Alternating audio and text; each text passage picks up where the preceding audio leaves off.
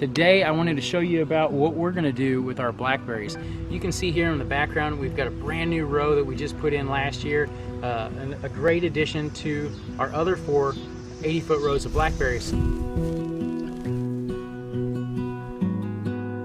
So what we're going to do is we're going to lay some of this Chapin Jane 5/8 irrigation drip tape down. And this stuff works good. We've used it over the years. We've used it probably since day one. So I think since about 2013 we've been growing these. And this stuff works really good because it's going to allow that water to drip really slow into your soil. So we're going to go ahead and stretch this out right along down the side of the row. Then we're going to weave it in and out of these blackberry plants and get it hooked up and get the water coming to it.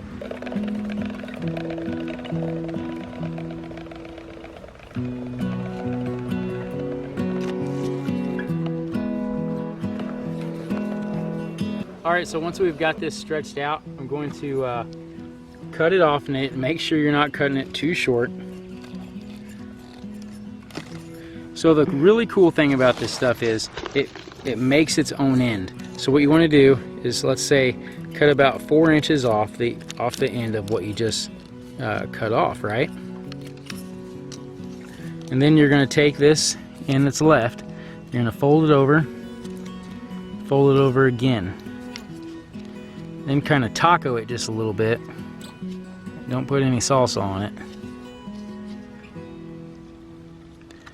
Spread this piece open.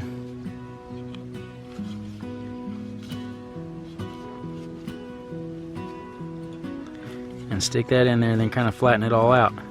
And that creates a perfect seal, and it's not going to spray out, or it's not going to pop off there, it's not going to leak or spray out. Because it's got holes throughout the whole thing, it's going to constantly leak. So that's your end. So ideally we should have had this done about 3 months ago when there's actually no leaves on any of these plants. It makes it way easier to get it in there, but you know, we've been behind, just so busy here on the farm, and we wanted to get the straw down actually before we got this irrigation tape on. Next thing we're going to do is we're going to just weave this in and out and try to make it as straight as possible, because you really don't want to try to get a bunch of kinks in it, because that will inhibit the water from making it all the way down to the end.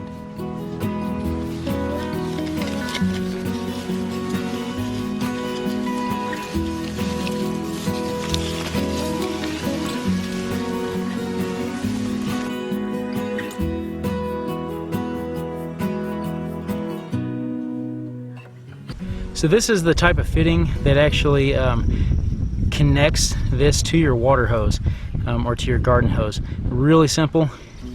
It's just a coupler that screws right over your hose, and this end screws right on your garden hose.